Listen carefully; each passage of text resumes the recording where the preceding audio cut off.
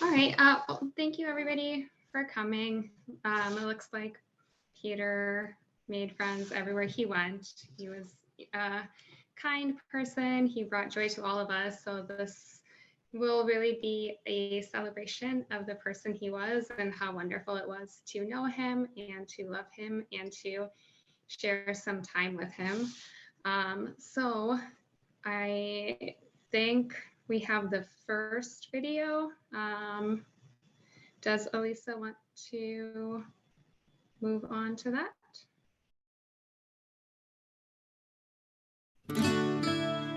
And we can hear it. Yeah. All right.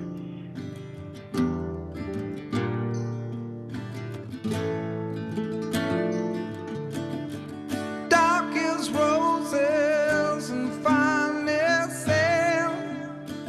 I feel your healing and your sting again. I hear you laughing and my soul is saved. Unforgotten graves you cry. Crawl like ivy up my spine. Through my nose and into my eyes. Cuts like language so right. When you're all in pain and you feel the rain come down. Oh, it's alright. When you find your way, then you see it disappear. Oh, it's alright.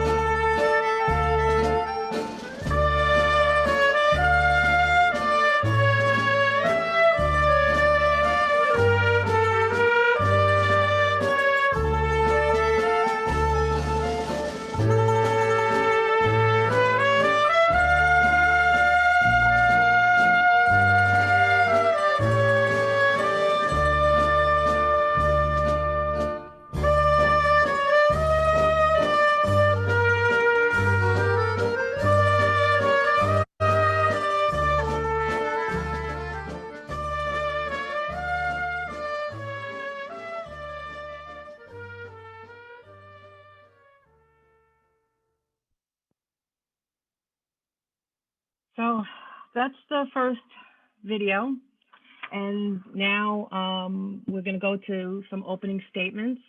And one is from Anna. Anna, you have to unmute yourself. I have to unmute myself. So thank you guys for coming, and it's nice to see everybody after not being able to see everybody for such a long time. I guess what I would like to say is some of these photos are great, but there's probably stories behind the photos that are even better. So if one of them pops up and it sparks a memory, or there's something you'd like to add, please feel free to share that with us. And I'll turn it over with that. Now we want to hear from Joseph, which is Peter's dad.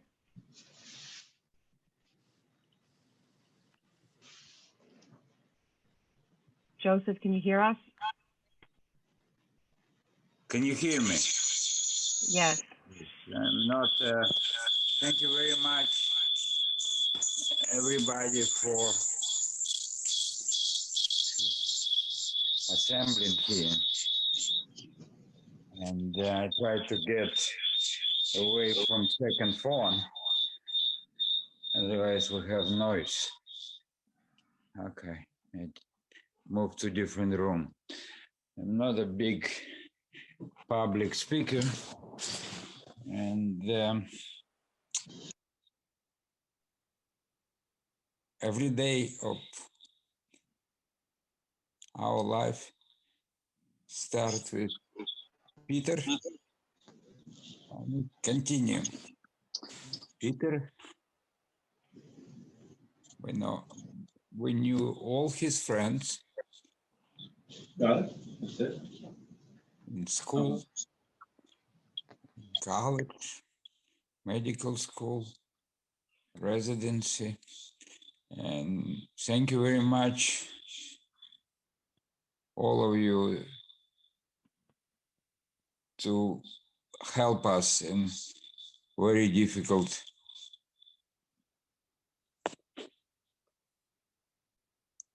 I don't know. I'm not sure if, can you see me?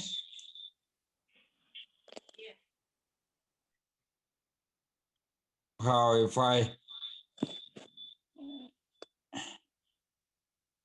can you hear me? Yes. Okay.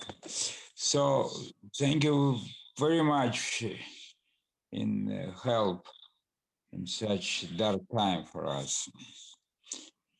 Peter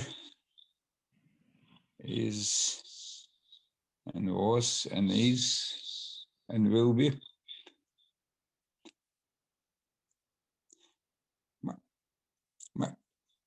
my best friend. And friends don't go away. They stay his friend for all my life, and he will be friend till my last moment. That's all I wanted to say.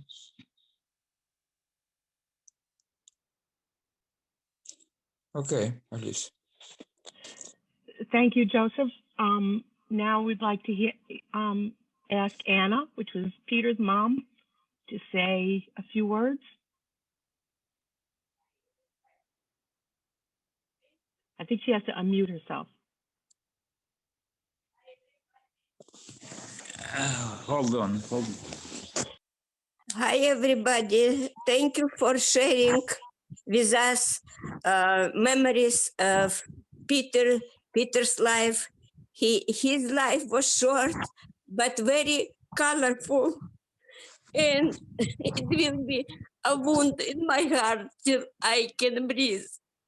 Thank you. That's it.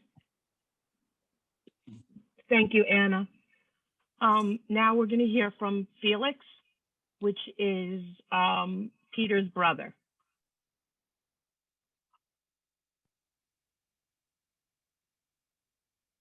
Hi. Some of you might know me. I'm Peter's older brother.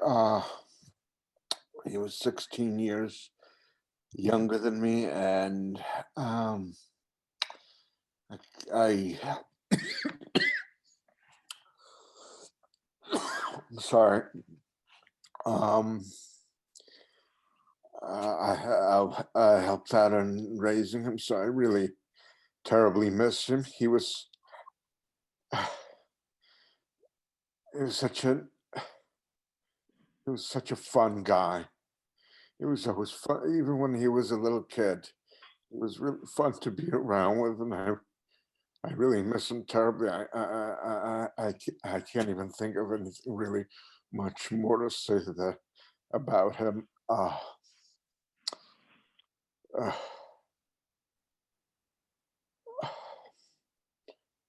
Maybe I'll figure out something later. It's just really hard to watch pictures of him.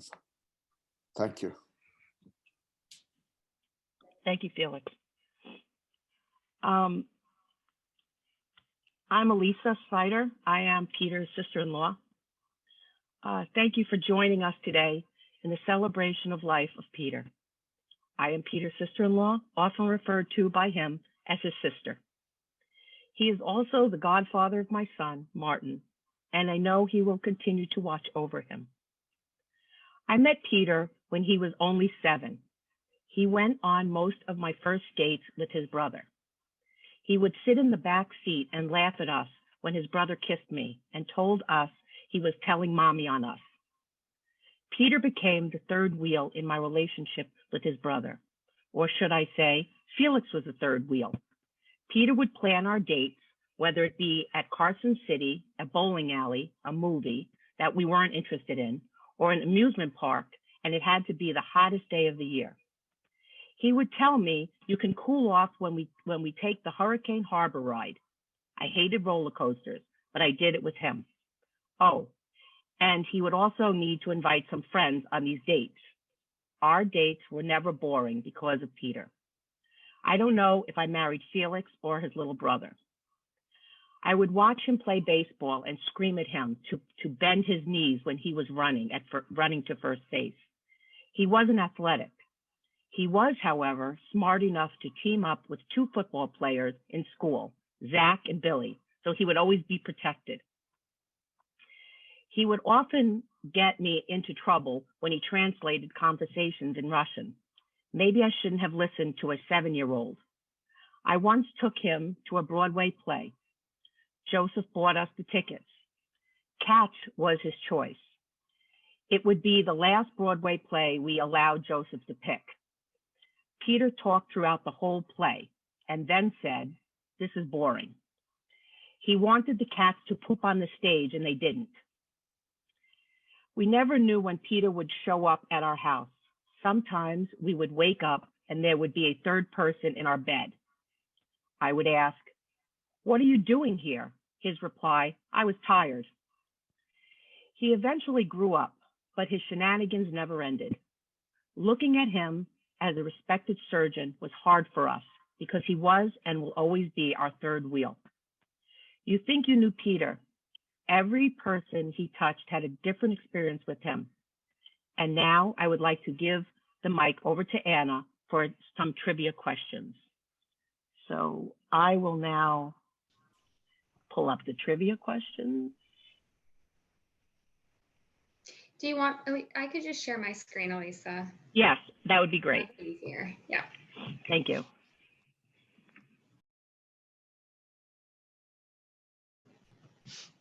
Okay. So this will be about Peter's earlier years. During his younger days, Peter and his friends would drink out of a flute from Germany, a conch shell, a gnome lawn ornament, or a giant vase. Vase. The vase. D. D. Vase. D. That is correct. And the vase is still in our garage now. Peter and his friends took a famous road trip, including destinations such as. I'd be cheating. I know the answer. Yeah, that's not fair. Zach, you can't be participating in this one. Yes. Well, he was there, so he's allowed. So it's all the above and more. They went to Tennessee, Alabama, Louisiana, Texas, New Mexico, Arizona, Nevada, California, Oregon, Idaho, Wyoming, South Dakota, Illinois, and Pennsylvania. And there are a lot of stories from that trip, but I think you'll see some of these pictures throughout the videos as well. There's a lot of stories. On the left picture, Brad or Tom pulled him out of the big hole. Yeah, that was Peter's Facebook profile picture, I think, when I met him. And this is also a very Peter-like photo to take. Yeah, Peter decided it'd be a good idea to hike down the Grand Canyon at night. I stayed in the car. The rest of the guys followed him. Oh no, what were you guys thinking? I don't know, Tom. You could probably fill in what you did there. Yes, so Peter fell off the cliff and I had to pull him up. There might have been a ledge underneath it. Maybe not. All right. Peter's favorite sports team is New York Giants, Wayne State Warriors, Devils, or Tiger Woods. Devils. The Devils. Gotta be the Devils. The Devils. Yep, that is correct. But Peter would talk about Tiger Woods, and then he would tell me, oh, I don't understand what he did wrong, Anna. So I think he liked all these guys. And that's it for now. I'll turn it back over to Elisa. Okay, so I will now be sharing my screen again. And hopefully I get this one right. So this is his school years.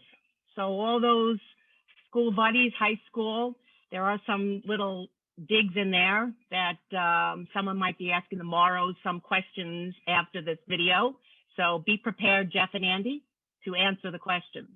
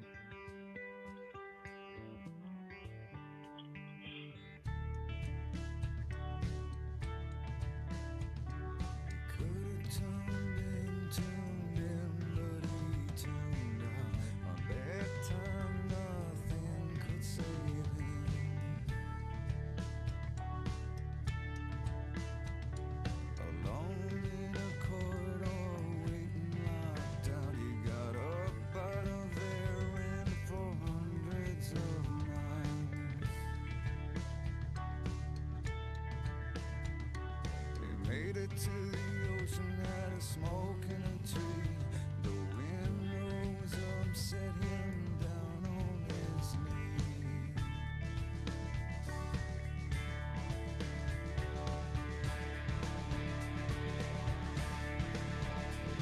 A wave came crashing like a fist to the jaw, to leave him with his head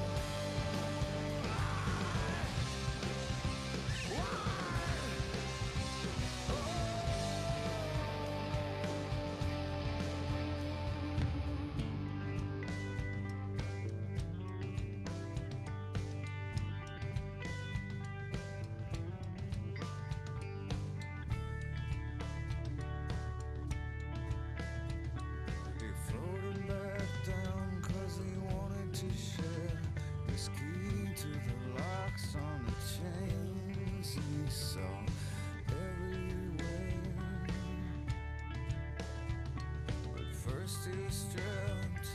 And then he was stabbed by faceless men who fuckers. He still stands. And he still gives his love, he just gives it away. The love he receives is the love that is saved.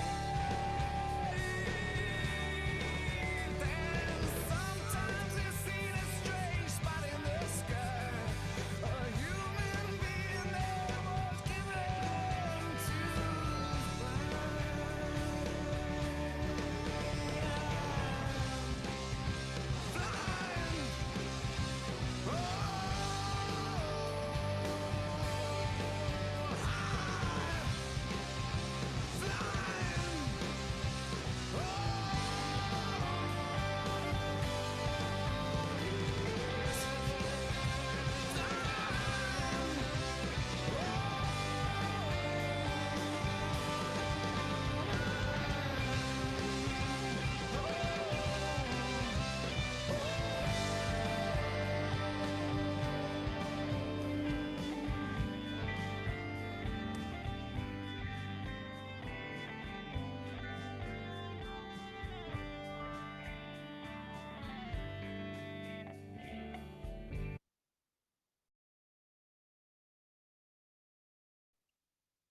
So that brings us to the speakers of Zach Emery, which was Peter's, I think, one of his longest friends who lived behind him on Maple Avenue in Glen Rock. So Zach? Hey, everybody. So Peter liked off the cuff stuff, but I was never good at that. So I wrote some some words here. So Peter was my best friend, my best man, my childhood neighbor, my comedian, road trip companion, partner in crime, and buddy forever. He was always there for me, and I tried to always be there for him. He was definitely the brains, and depending on what kind of shape I was in, I was sometimes the brawn. Our backyards and our common hobbies brought us together as young children as we formed an incredible bond. It seemed like every evening I would be over at the Svider basement, either watching a Devils game, which is coincidentally or not on right now, playing video games, or turning on one of Peter's favorite 80s comedies or action movies. I would always make sure to call ahead and find out from his parents what time Peter's piano lesson was over. Didn't want to mess around with that. As we grew older, we enjoyed many parties with our large group of friends and random basements and houses throughout Glen Rock, including Peter's house occasionally, and always looking out for each other's backs. Peter was an incredibly loyal friend to everyone, to all of his friends, and was always quick to defend people with any witty comments back at anyone who dared to say something offensive about his pals. I was always so proud of his accomplishments and his marvelous mind that led him to medicine and the desire to heal and save people. You could really see that throughout his whole life. When my father became ill, Peter was there to help answer any questions and put into layman's terms all the detailed information doctors were giving me. He came to the hospital to see my father and sat with me in the waiting room for hours and talked to the doctors to get all the information he could. And then when my father passed, Peter canceled all of his work schedule and flew home to New Jersey to be with me and attend the services. And that just says how loyal Peter was as a friend. He's also the funniest person I ever knew, as all of you can attest to as well. He loved playing devil's advocate and tricking you with his witty sarcasm. His huge smile brought so many people so much joy. I've never met a person that met him that didn't like him. Literally everyone I ever introduced him to always had glowing things to say about him. He was so excited when my daughter Parker was born. I'm so glad he got to know and love her as well. Peter would have been an incredible dad. I'm so glad that he got to meet the love of his life, Anna. Anna, he loved you so much, and thank you for being his partner and taking care of him. It's really something I'm forever grateful for. Your love and care of my best friend. He was too young for this to happen, and I think Peter would agree with me on that 100%. It's not fair, and but the mark he left on the world will never be forgotten, and he's touched so many lives, more than we'll even know. His legacy will live on forever. Peter kept an incredible humor right up till the end. When I was coordinating with him about coming home after stem cell treatments, he said to me in a text, he said, "Remember, we need strong Zach, not fat Zach." So I'll work on that. I'll continue to work on that, Peter. That's how I remember Peter, my funny, amazing, loving best friend and best man I ever met.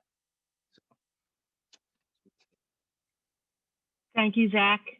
Now we're going to hand the mic over to Ron Nahas, and he's the college forever friend. Met him the first day of Franklin and Marshall. So Ron. Thank you. Well said, Zach, and I'm glad to see everyone here. I know it's tough in the circumstances, and Alicia, I met Peter even before the first day of Franklin and Marshall via email. Fate would have it that we were randomly assigned based on the 3-question questionnaire that Franklin and Marshall had. I don't remember the questions now, but I guess that's all history, that we ended up in some 10 by 10 cell together on the 200 hall of Marshall. And that would be it. But, we were very close. Some would say even too close when we would move our beds together to have more floor space for parties in our room. In the early years, I didn't really know what to make of Peter. He told me he was bringing a kegerator, a gun, and preferred to sleep in a chair. So I knew we were getting in for a little bit of an interesting ride here, but things really started to pick up. And I didn't realize how much passion he had for writing until he picked up the newspaper beat. I know I saw earlier that he was writing from an even early age, and as we all know, he's continued to write so much. But he wrote for the College Reporter, as did I. He covered the football. He wrote 9 articles, and generally kept out of the paper, except for a few incidents where I was writing the Crime Watch, and Peter ended up in the Crime Watch. We'll save some of those stories for a later time, generally unharmed. Peter was a work hard, play hard kind of guy. Double major, history, biology. Liberal arts doesn't really do the whole pre-med thing, so that was the closest he would get there. But he found his own way. He started volunteering as an EMT. Lancaster, for those of you who don't know, was somewhat midway between New York and Philadelphia, and apparently had a vibrant drug trade going through. And Peter would have to tend to all the heroin overdoses overnight. So he would go out and get in the ambulance and go drive and do all the things that he would do. And I would think, how are you doing this? Balancing school, doing this. Turns out he really just liked driving the ambulance. But that was that was another story. So lots of laughs. Zach, you mentioned the 80s. Peter introduced me to so many great things. And, I realized he had a passion for medicine when he kept saying over and over, "Doctor, I have a fever," for more cowbell. And he kept playing that skit and many other great songs and comedies over and over again.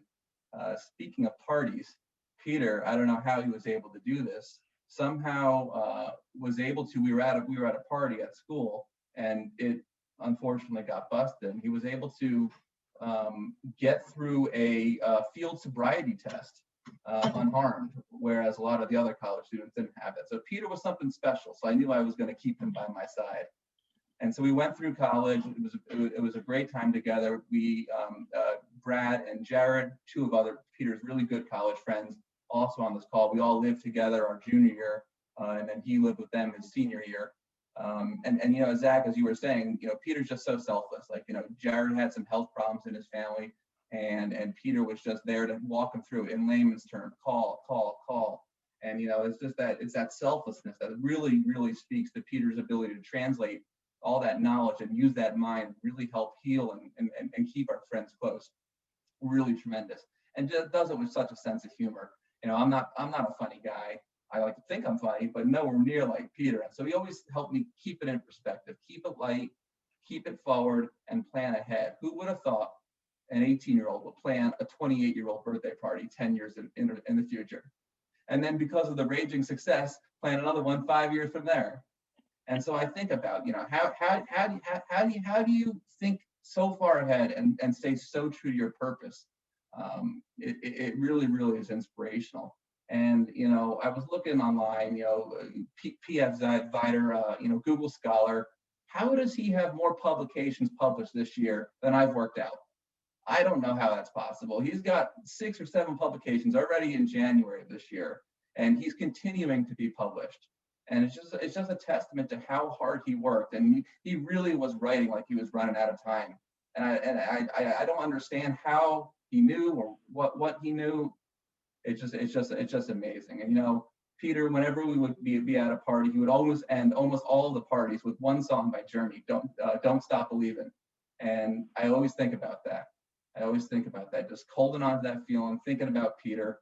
And Anna said it really well the other day, sort of LOL. Every time I think of Peter and see Peter, you know, sharing those memories, keeping the group together, because he meant so much to all of us, touched so many of us, mostly appropriately. And we really love you. Miss you, Peter. Thank you. Okay, thank you, Ron. Anna, you have your trivia questions coming up.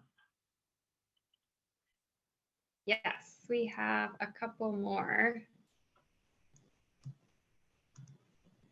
Okay. This was recent. This was 2019 when we moved into our home together. Peter sent me a text while I was at work saying what? There is a car in our pool, there is a poop in our pool, there is a goose in our pool, or there's a frog in our pool. E. Where's all of the above? There has been a goose in our pool, but the only one he sent me was there's a poop in our pool. And then it was followed by this photo on the left here, where he bought a little rubber poop. And on one side it was a smiley face. And on the other side, it's a frowny face. I guess if it's constipated, I don't know. But next question. This is more from Peter's residency days. When someone falls asleep, the appropriate protocol is to take a picture, volunteer the person for a project, steal the person's phone, or stack candy on them. Volunteer for a project. Take a picture. You got to take a picture. Take a picture. Take a picture. Take a picture. Yeah, so I would often wake up to texts from Peter of me sleeping, but I also saw a lot of other people sleeping. And sometimes they're even photoshopped, but the original picture was pretty good, so I didn't know it could get even better. I'm sure you guys have a lot more of these than I do. But the photoshopping skills were also great. So I will now turn it back over to Elisa. Okay, so this is his residency. This is the videos for his residency. So some of us really didn't experience his residency. But when I went through all these pictures, I feel like I found out what his residency was about. Seemed like he worked hard, but he played harder.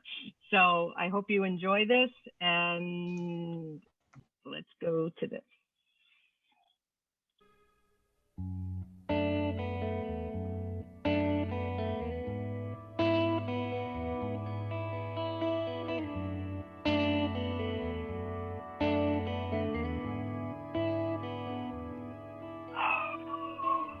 Waiting, watching the clock, it's 4 o'clock, it's got to stop. Tell him, take no more. She practices her speech as he opens the door. She rolls over, pretends to sleep as he looks her over.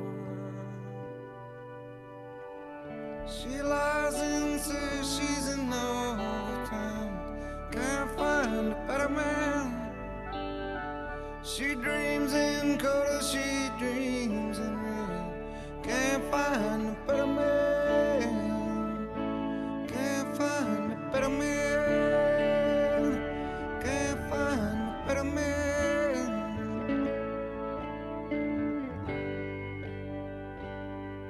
Oh,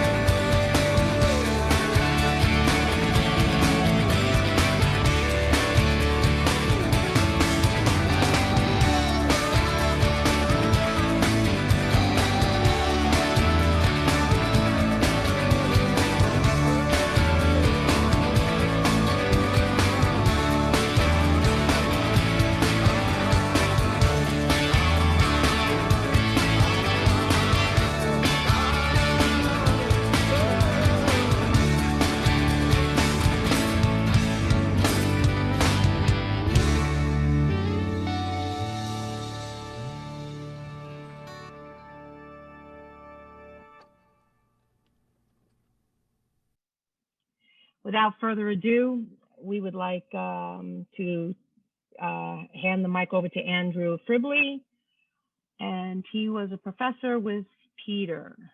So Andrew, the mic is yours. Can you hear me, Anna? Elisa? Yes, yes. Okay, good. All right.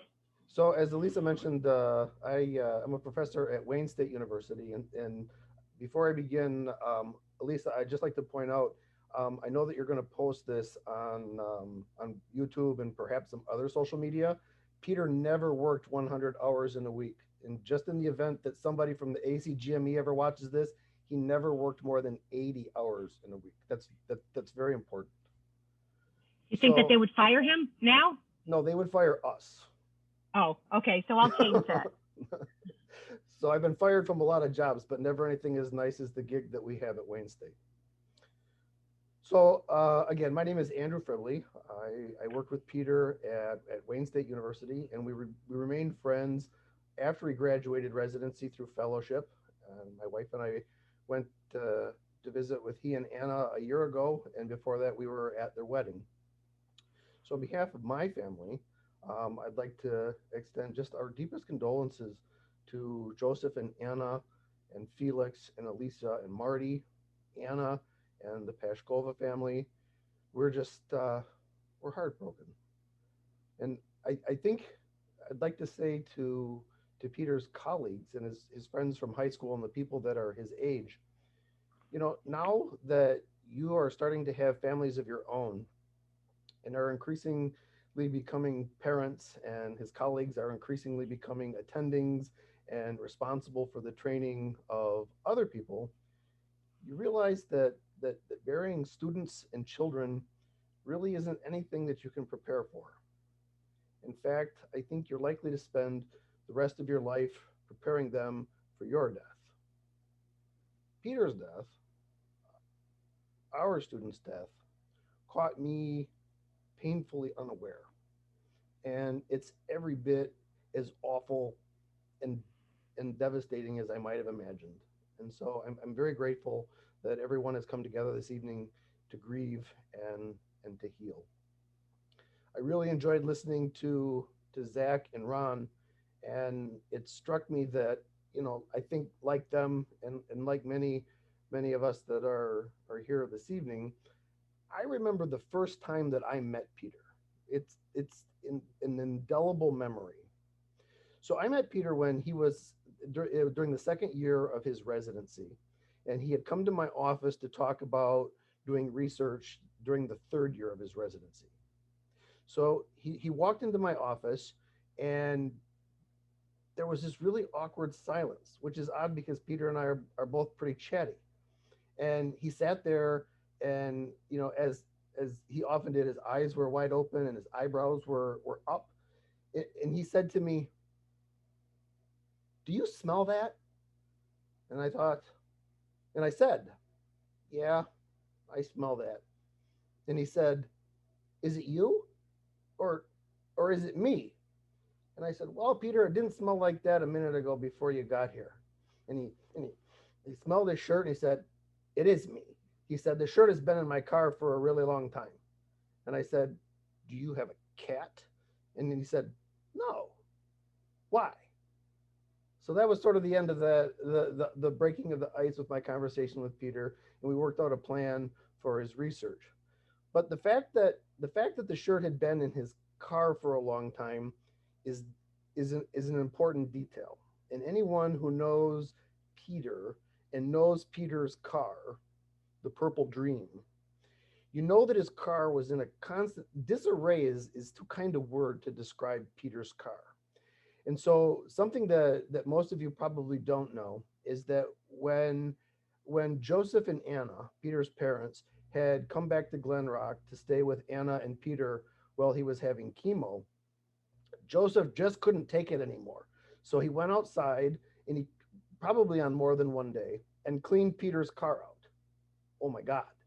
So conservative estimates put the number of pens that Joseph threw away at 400. More liberal are closer to 600 pens. But he found lab coats out there that didn't belong to Peter. They belonged to probably many of you who either just lost them in his car or didn't want them back because they had been in the back seat. So Joseph and I tried to hire an anthropologist who had expertise in stratigraphy, because we were going to go back through each layer and try to define each year of otolaryngology residency, which Peter was very excited about because he wanted the data and was trying to figure out a place where they might be published.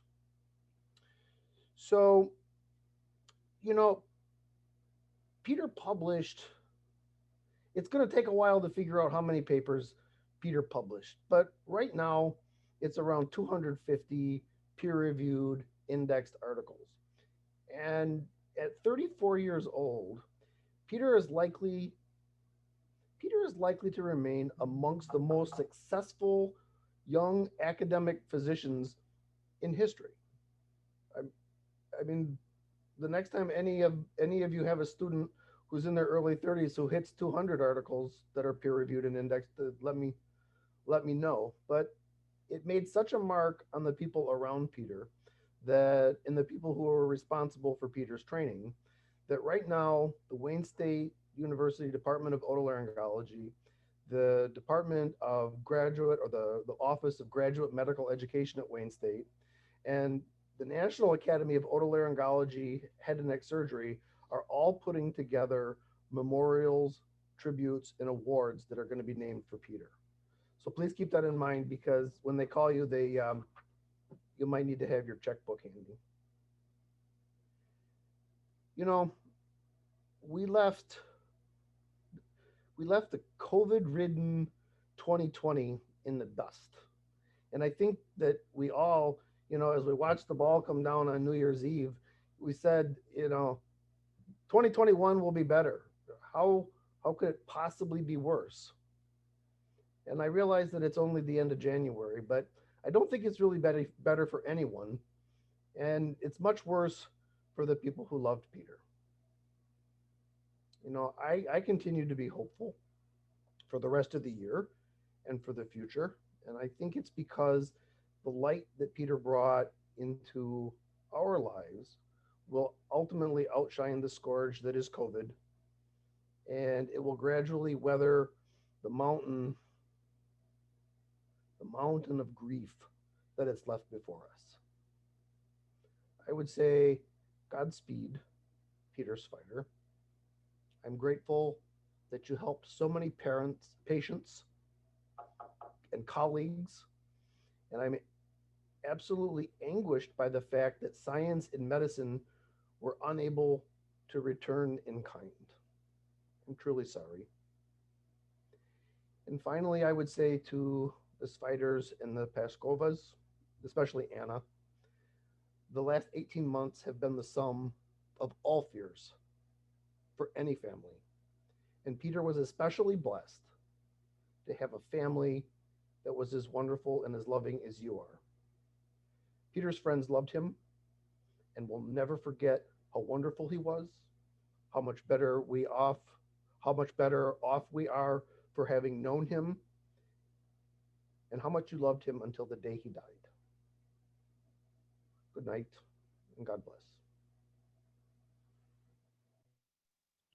Thank you. Thank you, Andrew.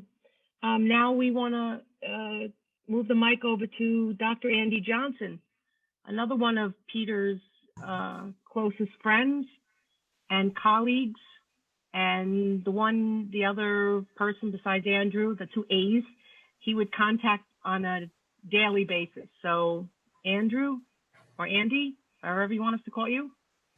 Can you hear me okay? Yes. Great. So I feel bad that I have to follow Fribley, because that was great, Andrew.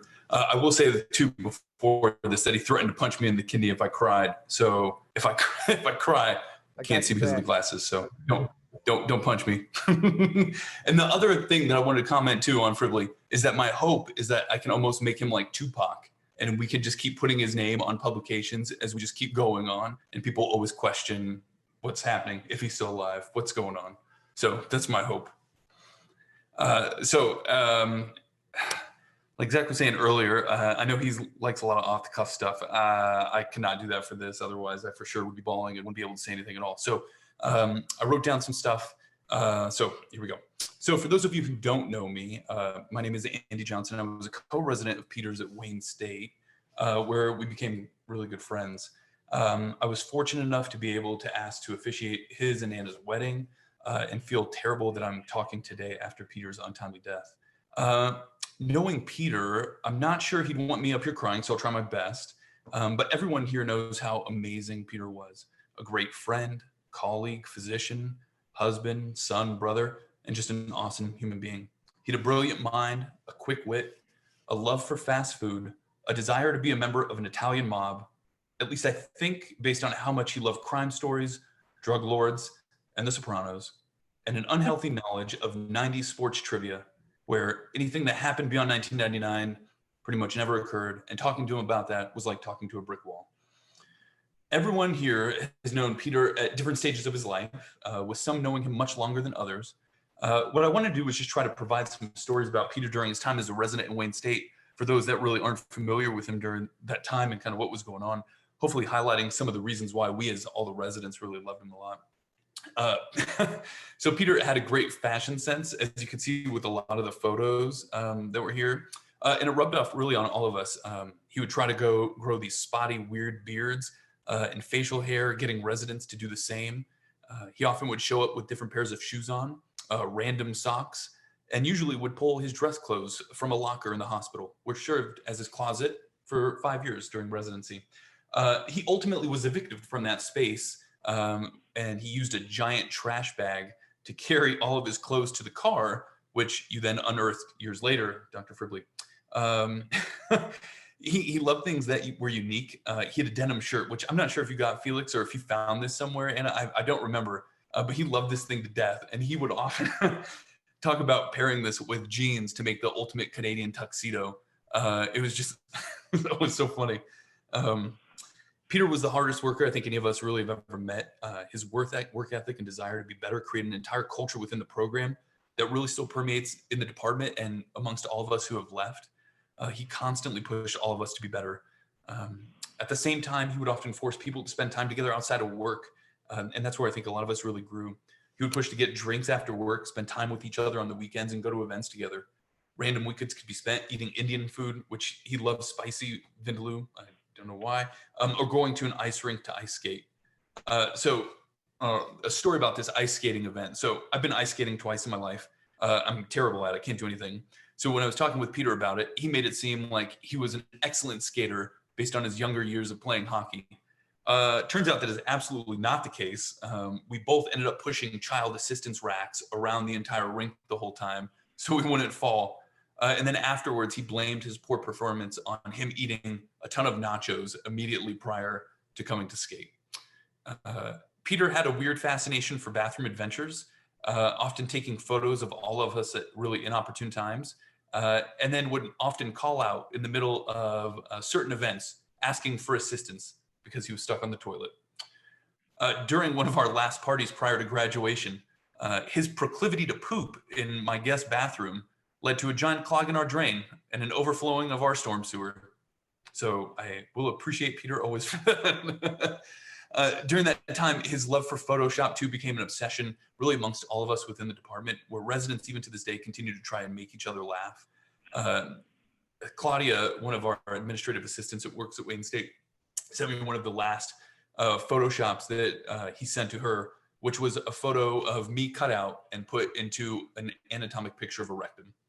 I feel like I could go on and on with stories, as Peter was so amazing and had such an impact on my life as well as everyone he's been in contact with. Peter was simply the most amazing person I've ever met. I miss him every day, and I know we'll meet again, and I can't wait to tell him how much I love him. Very nice.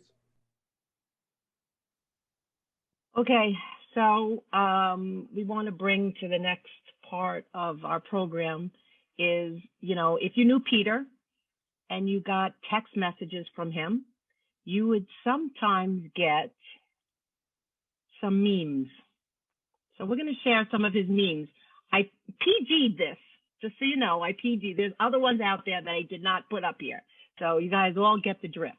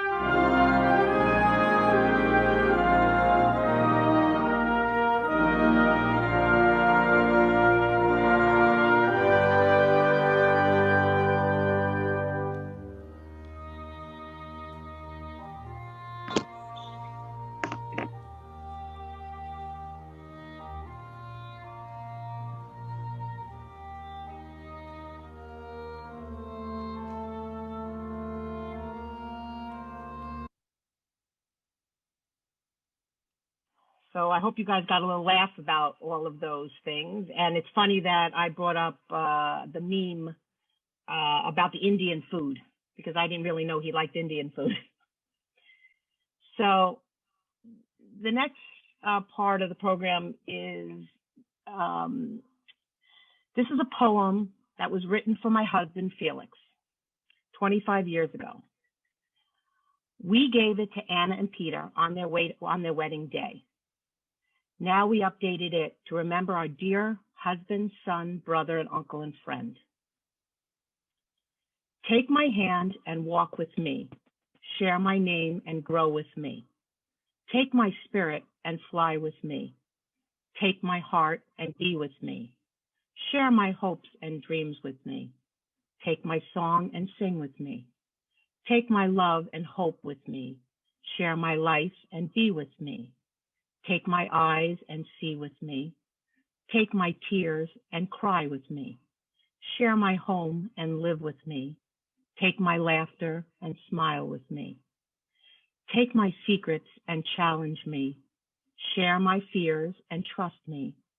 Take this day and inspire me. Take me for who I am and care for me. Share my words and speak to me. Take my goals, for this is me. Take my soul and pray for me. Share my passion and soar with me.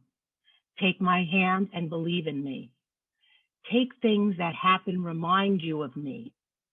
Share our stories and think of me. Take each day as a gift from me. Take today and cherish me. Share my memories and don't forget me. Take my love and remember me.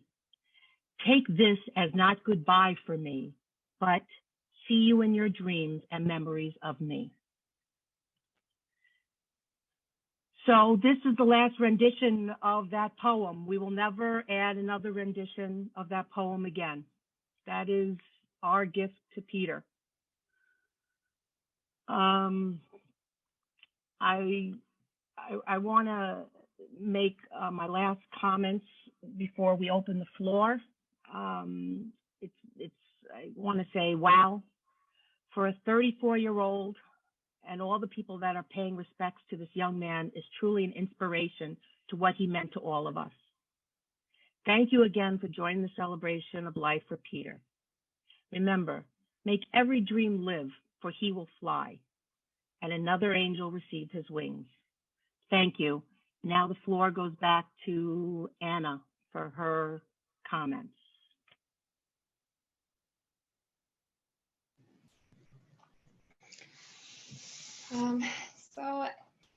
Again, thank you everybody for coming. It's amazing. 124 people. It seems like everywhere Peter went, he made friends easily. He touched somebody's life. So as the videos were playing and as you guys were telling the stories, a couple of memories came back to me about Peter. So I'll share a couple of them. He told me that one time when he was in high school or college, he said, I ate an entire cheese pizza and I couldn't poop for a week. If I cooked anything with vegetables, he would say, you're trying to poison me. And then he had this habit of after eating, he would rub his head. So his hair always smelled like French fries. When Peter went into the hospital for a stem cell transplant, he was supposed to be there for about 3 weeks, and he packed one backpack. So in addition to a couple of shirts and a couple of pants, he had me go to CVS, and I bought $90 worth of candy for him, and he stuffed it all into his little bag. And then later when I went to see him, he said, oh no, that only lasted me for about a week. Although he claims he shared it with the nurses. So I certainly hope that he did. Well, no, one of the nurses confirmed, but I don't know. I think a lot of it was still Peter. Zach and Ron and Andrew and you guys did such a great job talking about Peter. And Andy, when you officiated our wedding, it was, right after Peter got sick. And I remember we had a conversation where you said, oh, I wanted to make it funny. And then Melissa said, no, they want it to be serious. I said, no, Peter would want it to be funny. And it was amazing. Everyone said you did such a great job. But what I remember what we talked about is we wanted to take out the part where you say death do us part. And it's because it was a little bit morbid, but also, I don't think that death can do us part because Peter stays with me in all the little moments and all the little memories that come back. So I think Peter will stay with me forever, and I think that's true for all of us here.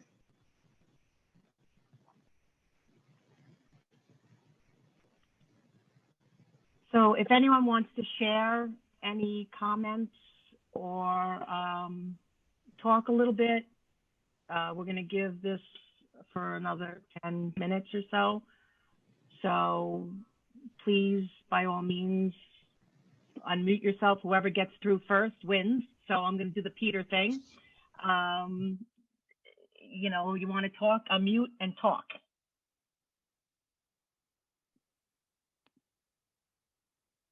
All right, I'll go. This is Ron Turk. I'm with Bergen Medical, and Peter worked at our group. I'm one of the administrators. He was a great guy. On a practice level, I guess we first met when he was interviewing with the group back in 2018. And he wound up, accepting, working with our group. He was a great addition. He was our first or our only ENT doctor, and our staff and his colleagues loved working with him. And the patients, I know you posted the one review. They thought he was great. He was very caring, very attentive, reached out to them, called them personally, after surgeries to make sure they're doing well. Dr. Avzano, our managing partner, called Peter a superstar. On a personal note, I got to know him during that whole time in the recruitment part, and before joining, Peter would email me like list of things, how to market his services, different doctors that he can help out and be a source of referral to him. And he just wanted to, hit the ground running when he joined the group. And so I know he went on a road show with his friends. He and I went a little mini road show and going out to different doctors' offices in the area for introductions to for them to get to know Peter and be our source of referral. And he was just a great guy, and I really very honored and blessed to have known him and call him a friend. And he just left an indelible mark on his patients, our practice, and myself. Thank you.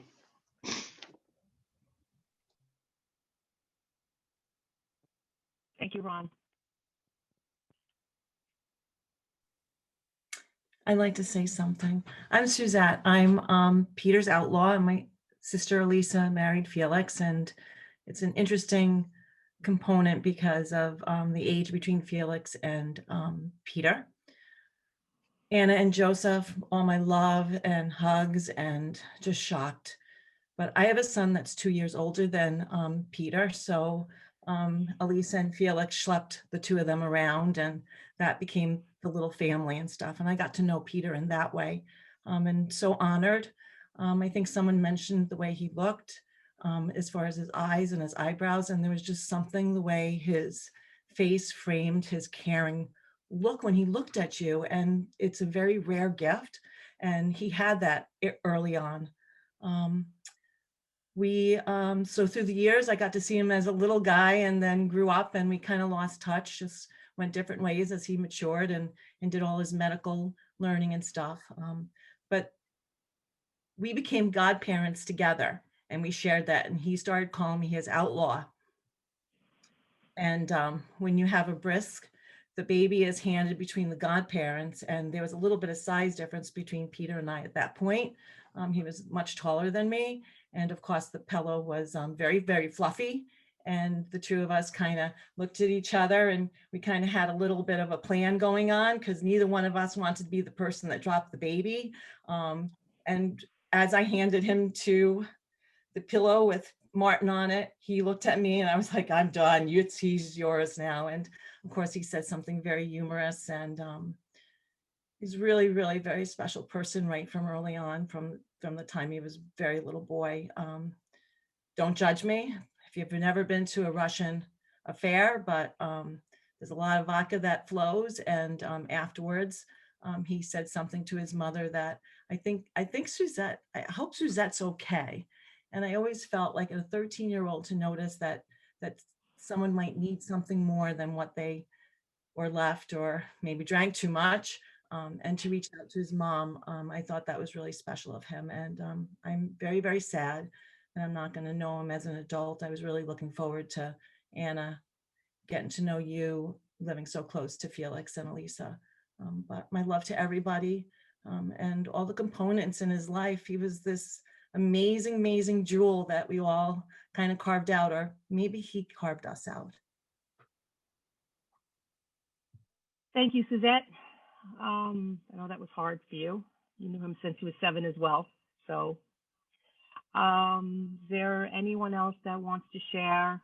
Just remember, it's a celebration. It's not supposed to be about tears and cries, and it's supposed to be about some of these funny, crazy stories. I know the Morrows have some stories there. I think Stop the boys got laughing, to Andy. tell the ShopRite story. Come on, you have to tell the story. Come on. We didn't know if it was Andy or your brother. Come on. Okay, yeah. So I've known Peter since elementary school. He's always been such a funny guy, such a caring guy, very, very funny to be around. He and I once spent a night in jail together when we were shopping for some friends the night before Thanksgiving. We were like 20 years old, and got caught in a ShopRite by an undercover cop. But I felt safe with him there, and we got out later that night and still had a good time with the rest of our friends. Yeah, I mean, I just I have such good memories of Peter. He's always been very caring for other people. It's been really amazing to watch him in his career, and everything he was doing as a doctor. And I'm very proud to have known him, and my deepest condolences to Joseph and Anna, his parents, and Anna, his wife. And you've been very strong through all of this and supporting him, and I'll never forget Peter. Thank you. There was a part of the video that you saw after my son with the being his godfather. And some people, after having a long conversation with Andrew about Peter sharing a story, and I don't know who knew it and who didn't know it, but I'm going to share the story because Peter would come to our house, and he was our mixologist.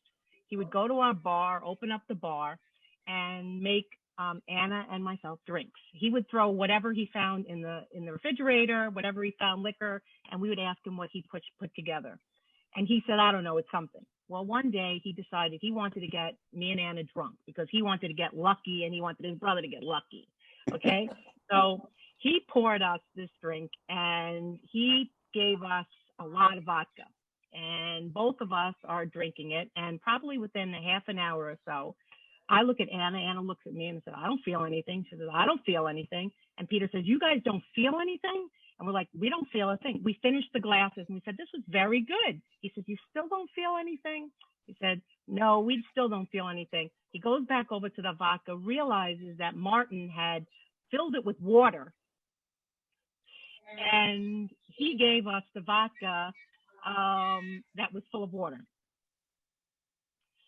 So, you know, I was surprised that he told this to some of the residents and some of his college buddies and stuff, that my son is not an alcoholic, by the way, but anytime Peter would come over to the house after that, he would have to taste what was in the bottle first. Needless to say, neither of them got lucky. So these are the stories that I would love for people to share for a few more minutes, if you would. Is there Sure, I have a anyone that story. wants to- Yes. Sure, this is Adam Folby, and I was an attending with Peter. I got to know Peter very well before residency and during residency. I have 1,000 stories, but I have a couple ones I think, I don't know if they're appropriate, but I'll share them anyway. But Peter was very stubborn and hard-headed and hilarious. And there's this HIPAA rules for people who aren't in medicine, where you're not supposed to text information about patients or talk about patients publicly. So you have little code words or things. And Peter hated dumb rules. He had to like fight the establishment. So we had a patient who, it was right around the time Donald Trump was talking about Frederick Douglass, how Frederick Douglass is going to make it someday. So we had a patient, similar name as Frederick Douglass. And Peter was signing out to me about this. And he sends me, I found the text, I still have all the text. He sends me this picture and says, patient's doing well for this patient, with a picture of Frederick Douglass. So he didn't technically violate HIPAA, but he found a picture of Frederick Douglass to talk to me about our patients.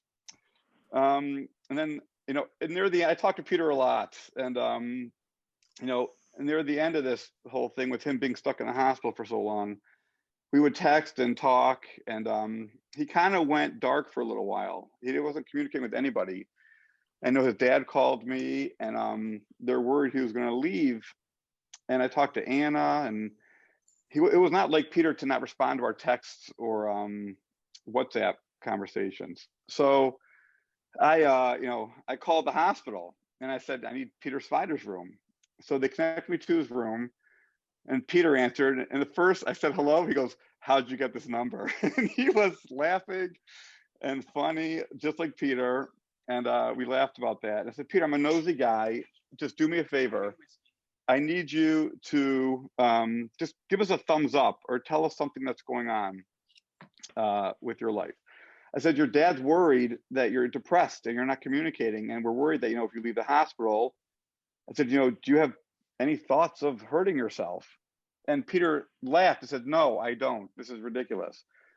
But playing into his stubbornness, every day for 2 weeks, Peter called me. He says, hey, Adam, you know, I'm not going to kill myself today. Don't worry. Every day he got to call me, and every day he communicated with me, just almost to prove a point.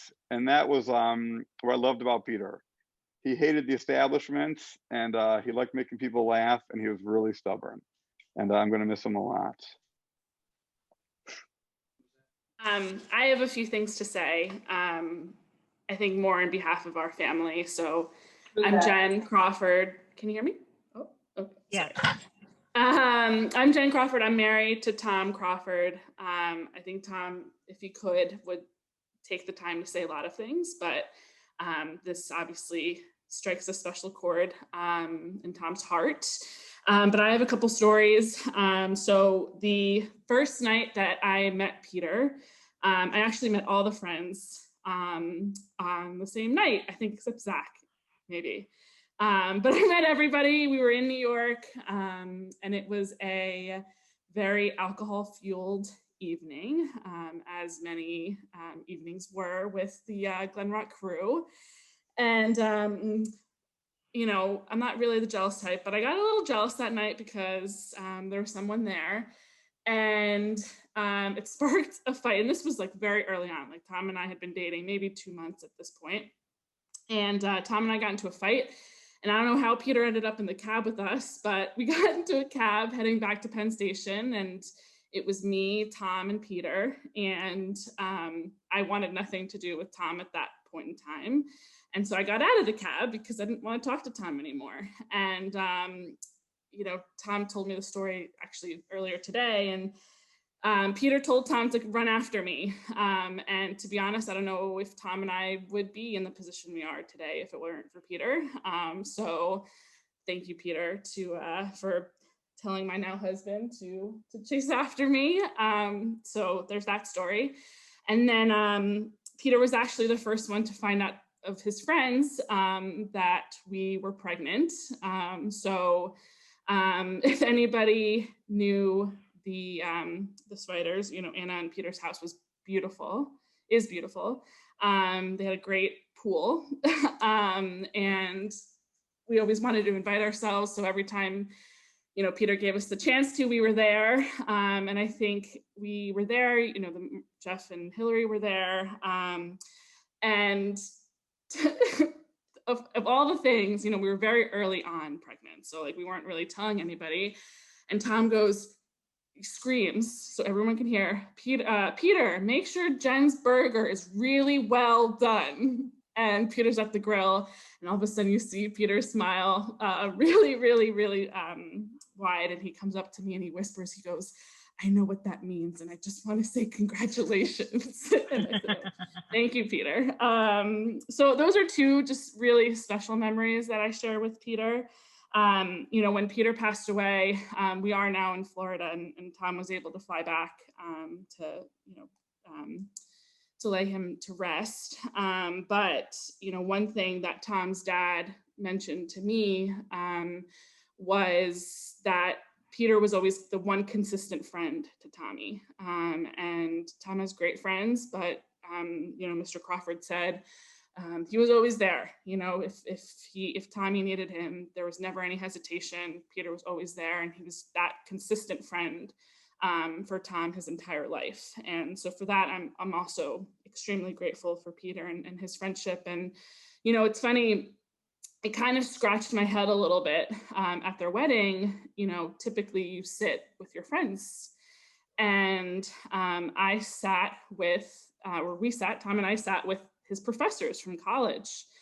And I think looking back at it now, it shows you that sense of community that, you know, Peter and as well as Anna always wanted to create. You know, it didn't matter who you were surrounded by. You know, the reason why we were all there and why we always come together is because of Peter and Anna. And so that was a unique thing to do at a wedding. I've never been to a wedding like that, but I'm grateful for it because it really spread our connections with Peter. So I can't speak for Tom, but if he could, you know, I think we're so grateful to have the little piece of Peter that touched our lives. He was an incredible human being. He was super bright, super sarcastic to the point where it frustrated the hell out of me. But it was his way of being Peter. And, you know, I send my condolences to the Sviders and the Pashkovas, and Anna. You are an amazingly strong human being, and we do love you. And, you know, we're always here if anybody needs anything.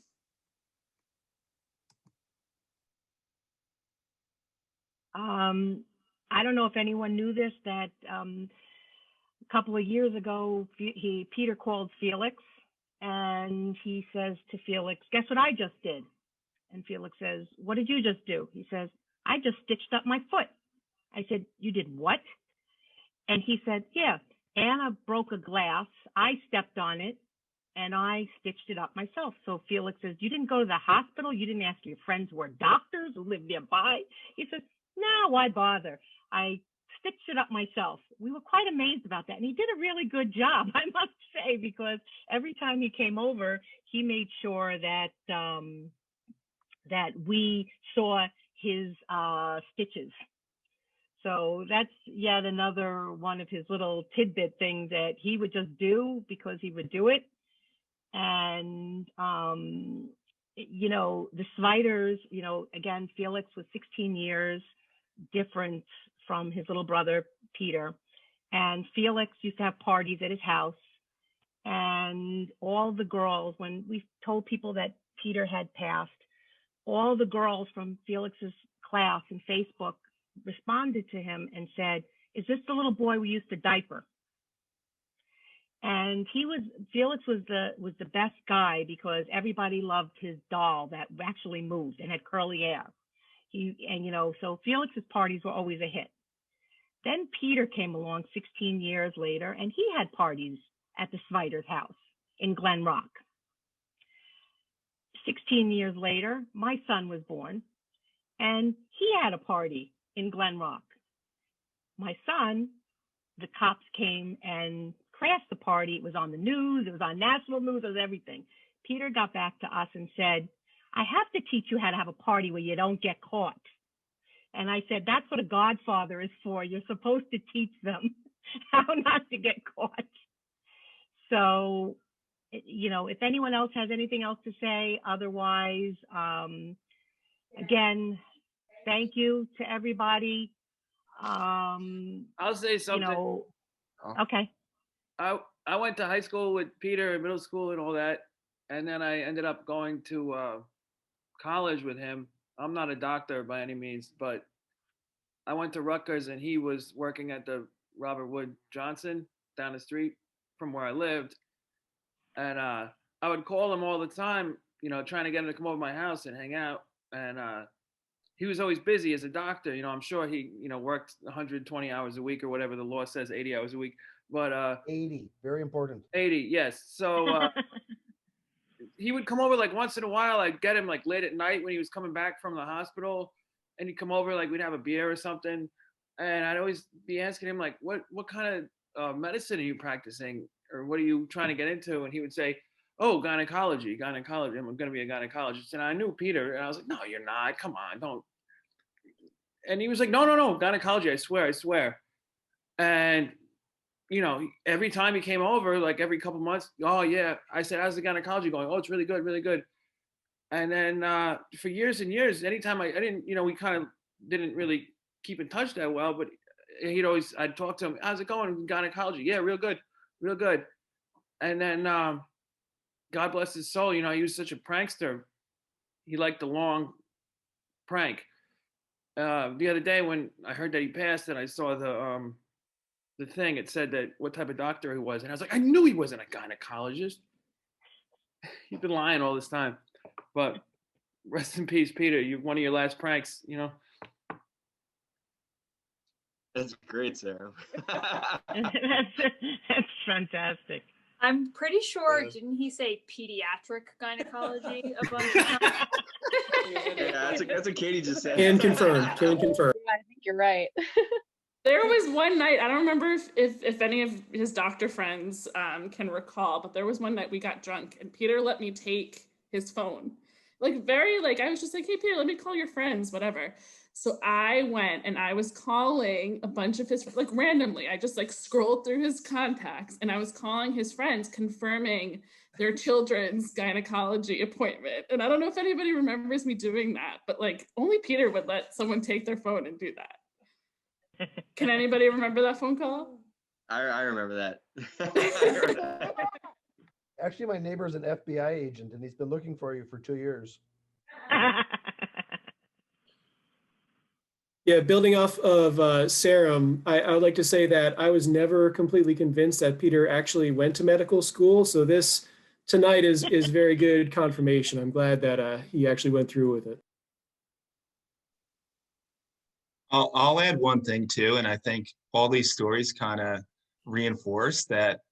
One thing I, was really reflecting on and what I admired about Peter is like how bold of a personality he was, and like how I just remember like whether we were hanging out as friends or you were introducing him to someone new, like he was always Peter, like no matter who he was in front of. And that to me, like, I'm probably a little shyer, and like I think some of my friends degree were maybe shyer personalities, but Peter had this confidence that I really admire, and like I just think I'll really remember.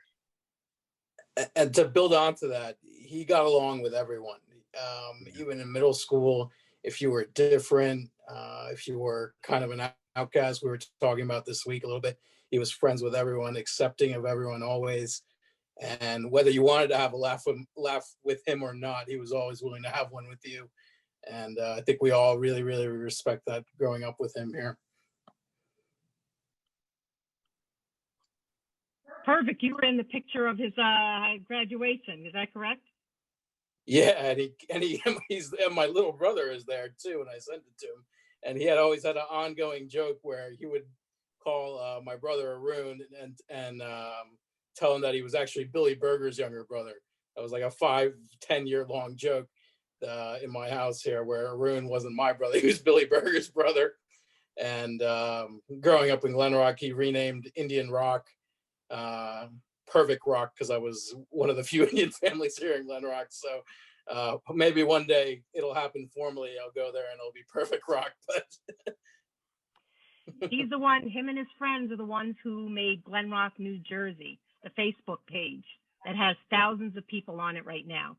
So it was Peter and his friends. Is that right, Zach? That was Eddie. Eddie and Peter, I think, did a lot of stuff on there. just the most unpredictable times in Glen Rock with Peter. You could wind up just watching a movie or wind up in the middle of some place you don't want to be in. I think Peter had a lot of personalities on the Glen Rock Facebook page. I think he had a few different names trying to get people going. How about a word from Billy? Yeah, come on, Billy.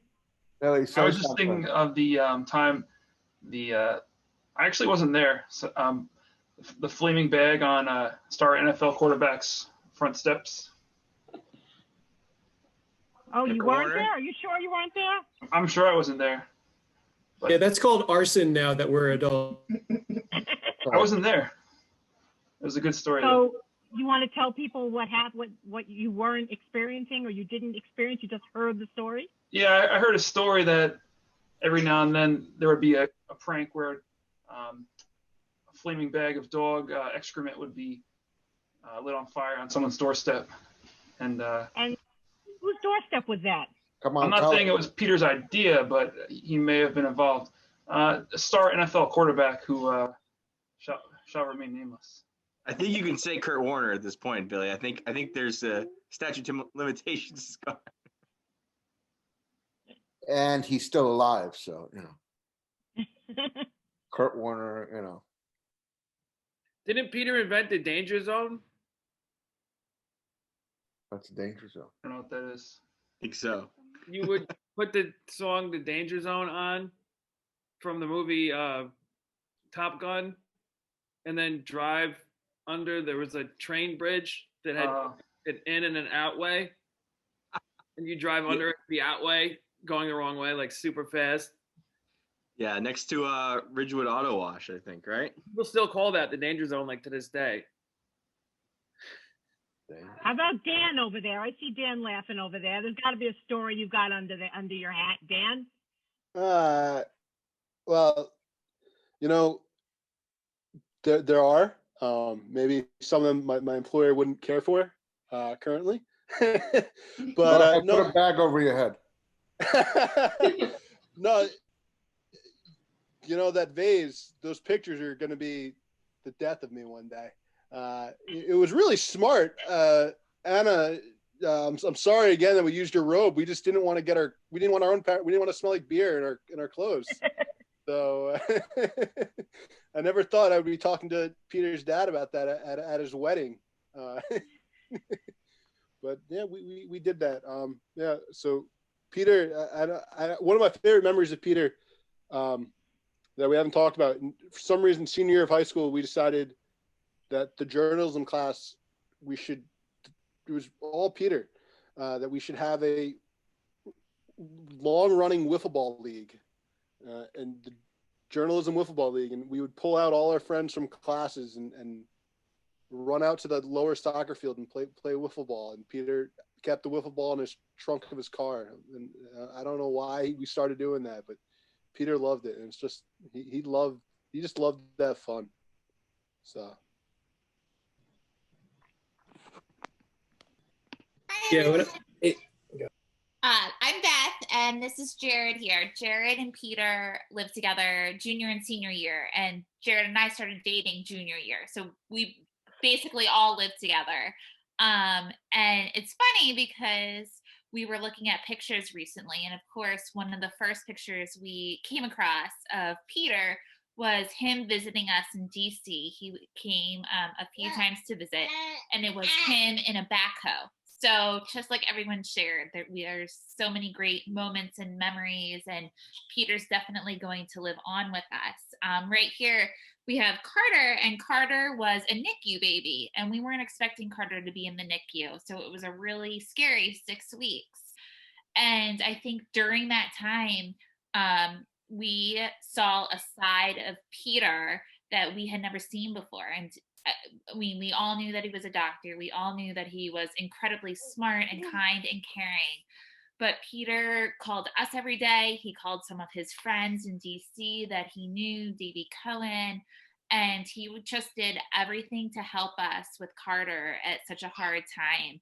And Jared has some pretty funny college stories to share of Peter, but I think that just as a few of you had mentioned, we would text with Peter almost daily, and there was a period of time come November where he kind of went silent, and it was tough. And then Peter is just one of those sparks that's going to live on with all of us. And we're just so grateful to have gotten to know him for the time that we did. And I'll just say that, being in college with Peter, it was helpful to have all of his medical knowledge, and him being an EMT. That certainly came in handy. And I think of Peter as just being very resilient, whether it was in college and going to a party and staying up late, or whether it was obviously all of his medical training and all the help that he's provided us.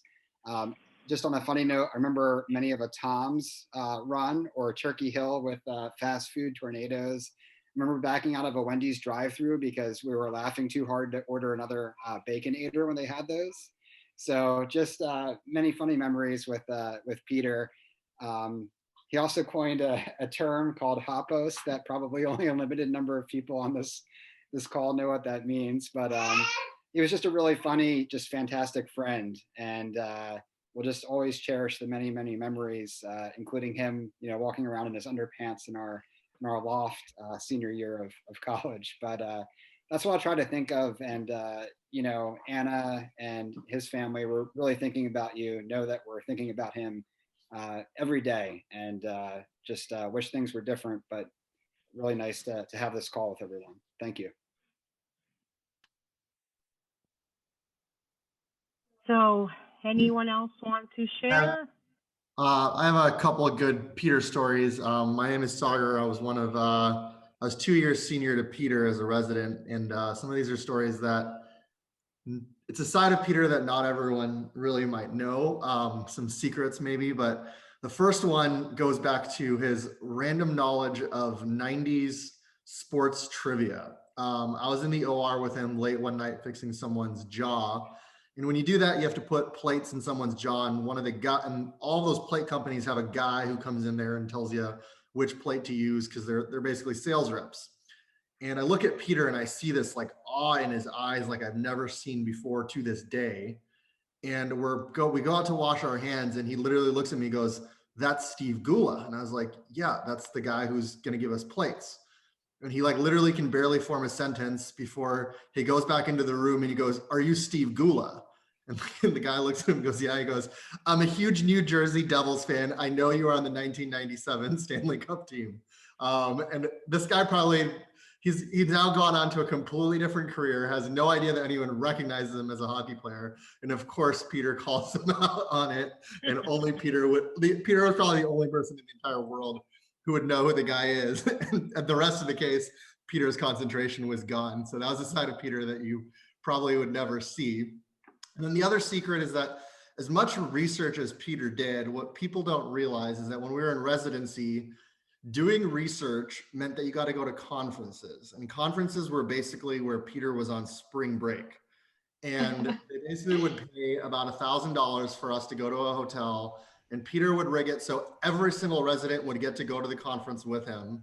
And as soon as we got there, it was party time from the second we got there to after we left. And that's where some of my favorite memories of Peter were, from the time that we were sitting in the room and it was just me and him in the room. And we had co-ed rooms, and one of the female residents was in there and she was about to go to the conference.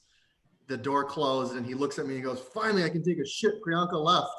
And then Peter, there's a silent moment, and we hear Priyanka, "Peter, I'm still here." And Peter just goes back under the sheets.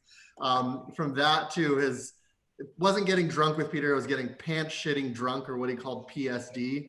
It was that another level that he'd always take it to. I'm gonna miss all that with the guy. One of the last things we did as a group of residents when he went through that dark time where he kind of went radio silent was we actually got Chuck Knobloch from the 1998 Yankees to send Peter a video encouraging him to keep fighting. And of course, this is fat Chuck Knobloch, who's now over 300 pounds. And that brought Peter out of the woodwork, and he was like, "I love the 1998 Yankees. I can name every player on the team." But yeah, we're gonna miss you, Peter. You're gonna live on in all of our memories forever. Everything we do as doctors, reflects on all the good things you did. And thanks for putting all this together. To your family, and we're all your friends. We're gonna miss you a lot. Okay, so with that, being our last speaker and comments, again, I would like to thank everybody for coming, sharing some of these stories. Anna, you know how we feel about you. You took care of our brother, our son, our friend, and to my in-laws, our heart out for you, and to Felix as well. He's going to be missed, totally missed. And I thank everybody for coming. And please post things on his Facebook. I mean, we're not going to let his Facebook just stand stagnant. You have to post on his Facebook so that everybody still stays connected in one way or another. So if I can say farewell, Anna, you want to say farewell? Could I say something? Yes. Hi, Felix, Peter's brother, and I was very sad looking at the videos of him in the beginning, but hearing all the wonderful stories, it really, really brought a smile to my face. And I want to thank you for sharing all those stories that I didn't know about. So I really, really appreciate it. Thank you. So we're closing down, but we're not saying goodbye. We're saying farewell. Keep the posts on his Facebook because he has legacy to continue. He has a nephew that is going to, listen to all your stories and understand it and pass them on to generations after him. So good night, and thank you for joining. Thanks, Elisa. Thank you. Good night. Good night. Thank you so much. Good night. It was wonderful to hear those stories about him, especially some of the middle school and high school stuff that came before his medical time. Thanks for celebrating him. Hey, Ron, did you ever have to pay for that chandelier at their wedding? No comment.